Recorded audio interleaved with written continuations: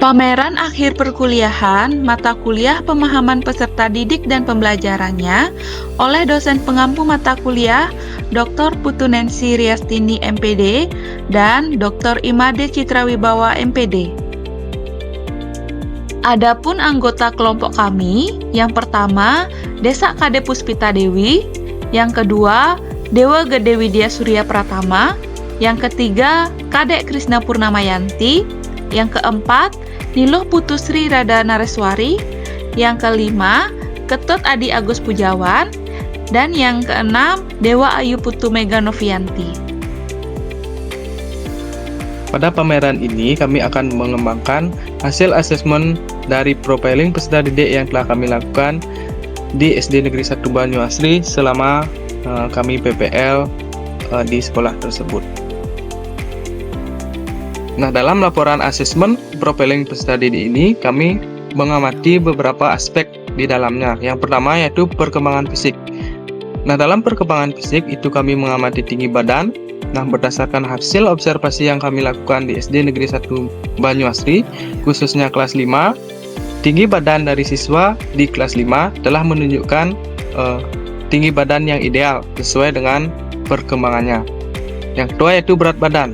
Nah, berat badan juga kami amati dalam proses profiling peserta didik. Nah, di mana siswa kelas 5 itu menunjukkan berat badan yang ideal sesuai dengan perkembangan yang mereka lalui. Nah, yang selanjutnya yaitu mengenai perkembangan motorik. Nah, perkembangan motorik ini dibagi menjadi dua. Yang pertama, perkembangan motorik kasar, dan yang kedua, perkembangan motorik halus. Nah, untuk perkembangan motorik kasar, peserta didik kelas 5 SD Negeri 1 Banyuasri sudah menunjukkan perkembangan motorik kasar yang sangat bagus. Untuk perkembangan motorik halus, siswa SD Negeri 1 Banyuasri, khususnya kelas 5, sudah menunjukkan perkembangan motorik halus yang sangat baik dilihat dari mereka pada saat menulis dalam proses pembelajaran.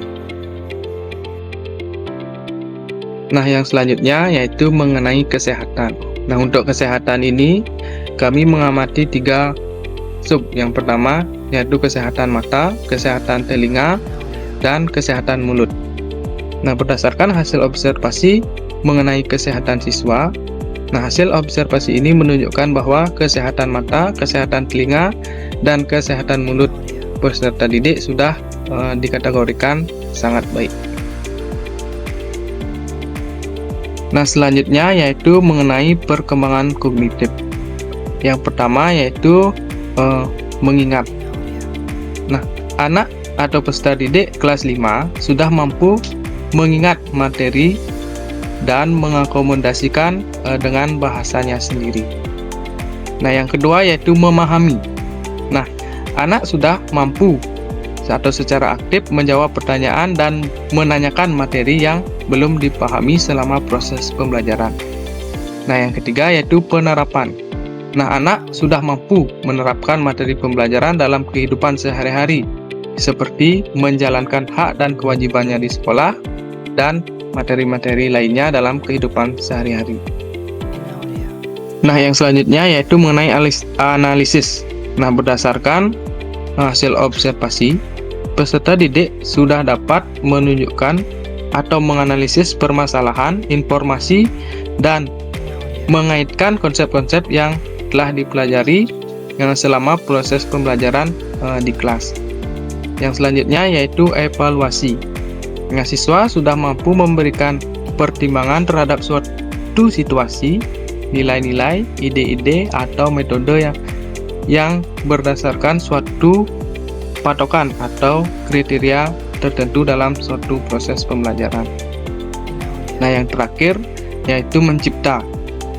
Nah, berdasarkan hasil pengamatan yang kami lakukan menunjukkan bahwa peserta didik sudah mampu menciptakan suatu produk seperti karya seni dan membuat keterampilan seperti membuat pantun dan peta pikiran dari pemikirannya sendiri selama proses pembelajaran berlangsung. Nah, yang selanjutnya yaitu mengenai perkembangan bahasa. Nah, untuk aspek yang pertama yaitu mengekspresikan. Yang berdasarkan hasil observasi peserta didik sudah mampu menyesuaikan gaya bahasa dan gestur tubuh seperti menggerakkan tangan dan kepala ketika menjelaskan suatu materi atau tugas yang telah diselesaikan selama proses pembelajaran. Nah, yang kedua yaitu membaca. Nah, peserta didik sudah mampu menjelaskan kalimat yang dibaca, tetapi dalam proses kegiatan membaca ini, peserta didik terlalu cepat dalam membaca, tanpa menggunakan tanda jeda atau memperhatikan tanda baca dalam suatu teks tersebut.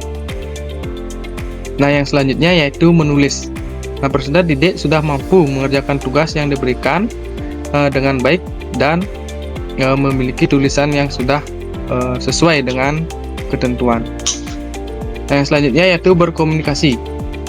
Nah, sesuai hasil observasi, peserta didik sudah mampu mengungkapkan kalimat secara sederhana.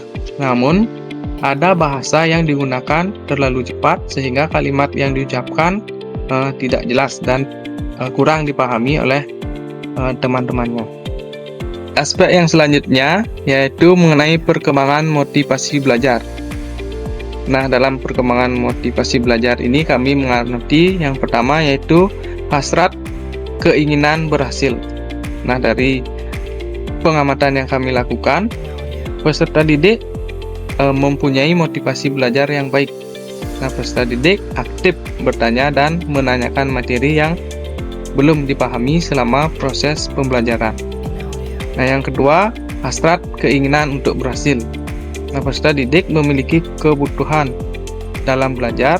Hal ini menunjukkan dengan rasa ingin tahu peserta didik akan materi yang dipelajari, menunjukkan bahwa peserta didik itu sudah menunjukkan atau memiliki hasrat keinginan untuk berhasil. Nah, yang selanjutnya yaitu mengenai lingkungan belajar yang kondusif. Nah, peserta didik nampak senang dalam mengikuti pembelajaran di dalam kelas. Hal ini dapat dilihat dari ekspresi peserta didik ketika proses pembelajaran. Nah, hal lain yang dapat membuktikan bahwa peserta didik itu memiliki kenyamanan dalam belajar yaitu peserta didik sangat antusias dalam proses pembelajaran di kelas. Yang selanjutnya yaitu adanya kegiatan yang menarik dalam pembelajaran. Nah, peserta didik memiliki kebutuhan dalam belajar. Hal ini ditunjukkan dengan rasa ingin tahu peserta didik akan materi yang dipelajarinya. Nah, yang selanjutnya yaitu mengenai perkembangan minat belajar siswa. Nah, yang pertama yaitu ada perasaan senang. Nah, dari aspek ini dilihat bahwa siswa sudah memiliki perasaan senang terhadap proses pembelajaran atau selama siswa mengikuti kegiatan pembelajaran di kelas. Yang selanjutnya yaitu ketertarikan siswa. Nah, selama proses pembelajaran di kelas, selama kami melakukan observasi, siswa sangat tertarik terhadap suatu materi atau suatu pokok pembelajaran yang sedang dibahas oleh gurunya. Nah, yang berikutnya yaitu mengenai perhatian siswa. Nah, dalam proses pembelajaran, terkadang siswa masih terdapat bermain dengan temannya.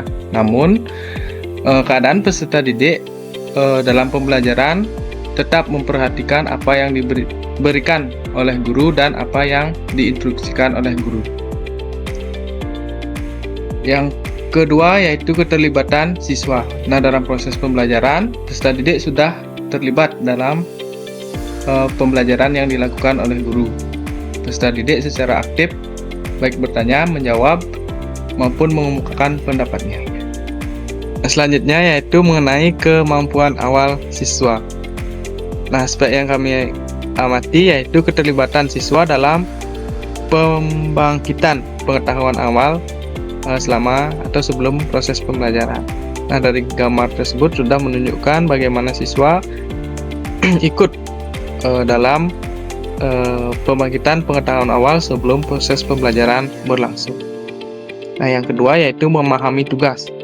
Nah, dalam observasi yang kami lakukan, siswa itu sudah memahami segala bentuk tugas yang diberikan oleh guru selama proses pembelajaran. Yang selanjutnya yaitu mengenai gaya belajar.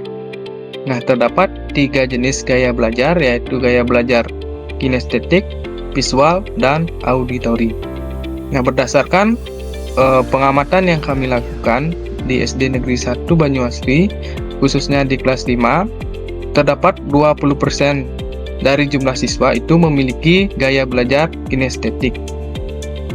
50% siswa memiliki gaya belajar visual, dan 30% dari jumlah siswa itu memiliki gaya belajar auditori. Nah, sehingga dapat disimpulkan bahwa sebagian besar peserta didik senang akan materi yang disajikan dalam bentuk gambar, dan ia selalu belajar dengan baik ketika guru memberikan media berupa gambar.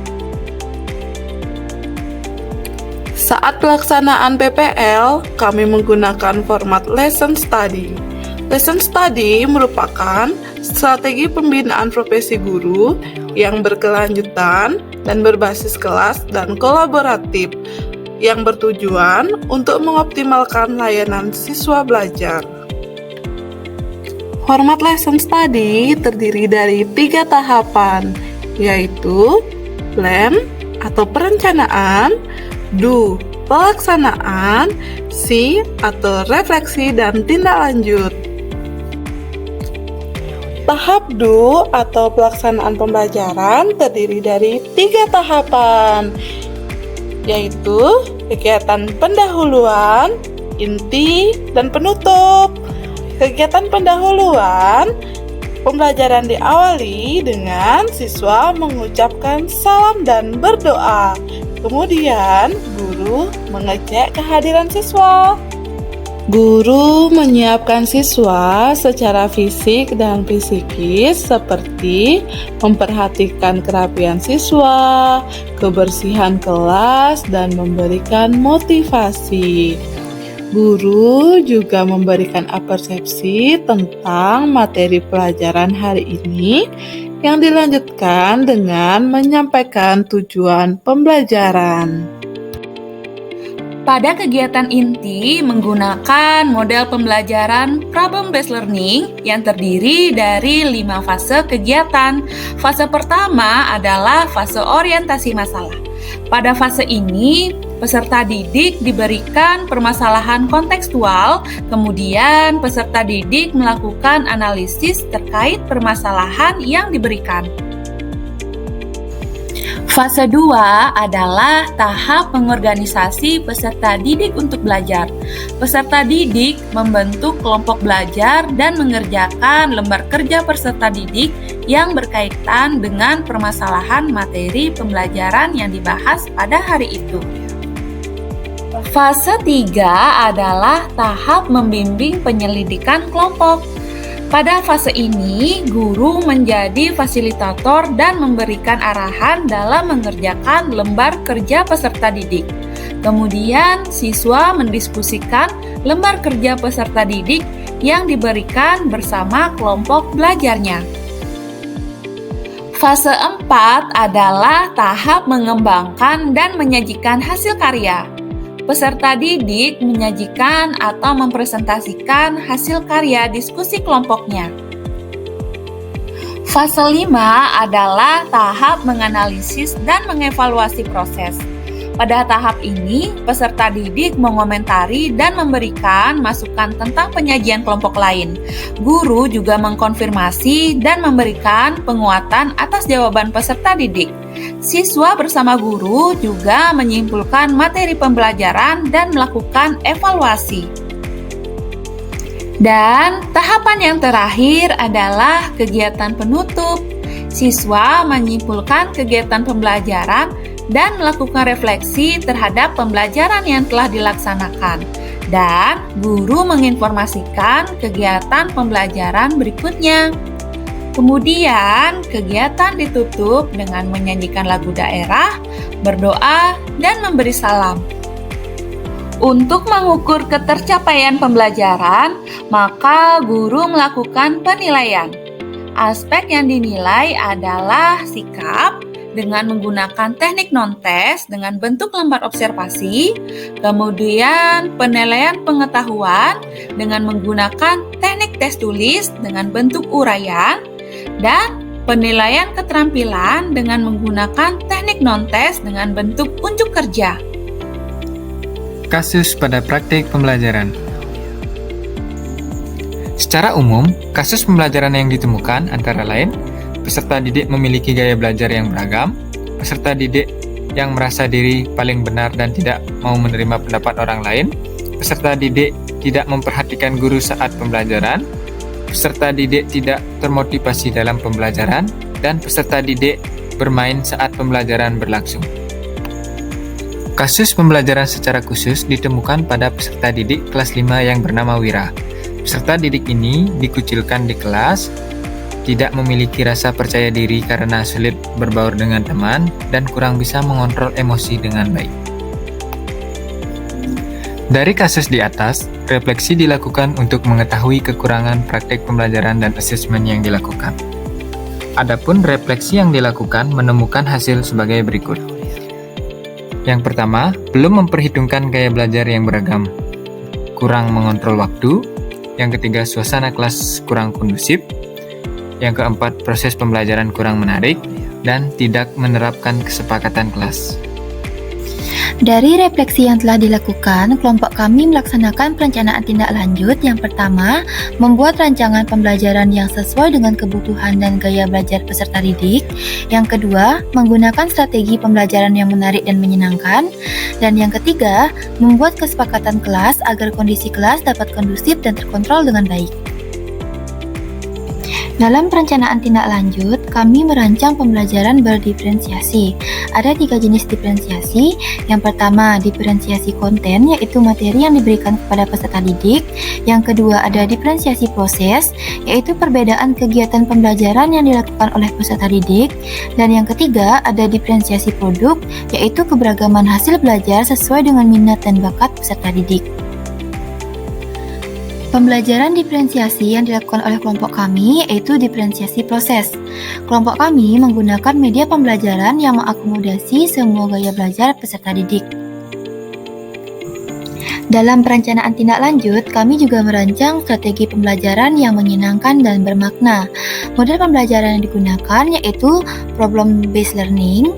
Kemudian kami menggunakan media pembelajaran yang interaktif, menerapkan ice breaking dalam proses pembelajaran, dan menggunakan pendekatan saintifik dan pendekatan kontekstual.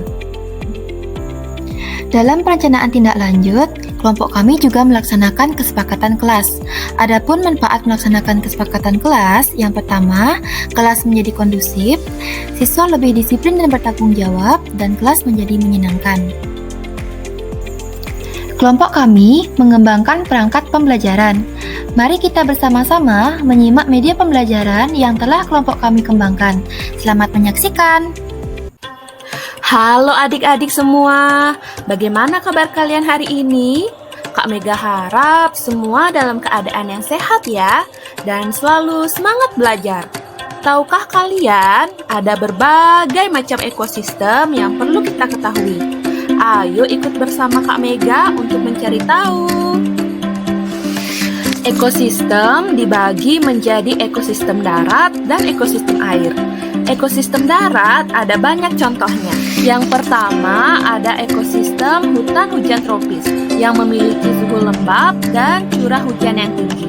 Tahukah kalian jenis hewan yang tinggal di hutan hujan tropis sangat beragam seperti babi rusa, harimau, tapir, macan, burung, dan masih banyak lagi. Kedua, ada ekosistem sabana, yaitu ekosistem yang memiliki curah hujan rendah dan biasanya didominasi oleh rumput, semak, dan pohon palem. Jenis hewan yang tinggal di sana ada contohnya singa dan zebra. Ketiga, ada ekosistem padang rumput. Ekosistem padang rumput memiliki area rumput yang luas dan diselingi dengan semak-semak. Jenis hewan yang tinggal di sana ada bison, sapi, dan kijang. Selanjutnya, yang keempat ada ekosistem taiga yang biasanya terdiri dari satu jenis pepohonan seperti cemara dan pinus. Contoh hewan yang tinggal di sana ada rusa dan kijang. Yang kelima ada ekosistem gurun atau yang sering kita sebut dengan gurun pasir. Di sana sangat kering dan panas. Di sana juga terdapat banyak sekali hewan unta. Dan yang keenam ada ekosistem tundra yang dingin dan hanya bisa ditumbuhi oleh lumut. Jenis hewan yang hidup di sana seperti penguin dan beruang kutub. Selanjutnya ada ekosistem air. Ekosistem air juga banyak jenisnya. Yang pertama ada ekosistem air tawar, contohnya danau, sungai, dan kolam. Yang kedua ada ekosistem air asin, contohnya laut dalam. Di laut dalam terdiri dari berbagai macam terumbu karang dan biota laut lainnya. Dan yang terakhir ada ekosistem air payau. Ekosistem air payau merupakan peralihan antara air tawar dan air asin. Contohnya ekosistem muara sungai dan teluk pantai. Nah, setelah kalian mempelajari tentang pengelompokan ekosistem, ekosistem mana yang ingin kalian kunjungi? Kalau Kak Mega mempunyai cita-cita untuk mengunjungi semua daerah ekosistem tersebut karena setiap ekosistem mempunyai ciri khasnya masing-masing. Namun ingat ya adik-adik, kita harus terus menjaga alam dan ekosistem kita agar selalu lestari. Sekian pembelajaran hari ini, sampai jumpa. Berikut adalah link perangkat pembelajaran yang kelompok kami sudah rancang dan sudah dilampirkan pada deskripsi box. Berikut adalah dokumentasi praktik pembelajaran yang telah kami lakukan di kelas 5 SD Negeri 1 Banyuasri. Yang pertama, melaksanakan proyek berkelompok. Yang kedua, literasi sebelum proses pembelajaran. Yang ketiga, membimbing diskusi kelompok. Yang keempat, observasi fisik motorik peserta didik. Dan yang kelima, percobaan saat pembelajaran. Demikianlah pameran akhir mata kuliah pemahaman peserta didik dan pembelajarannya. Terima kasih sudah menonton. Jangan lupa like, share, comment, and subscribe. Sampai jumpa lagi.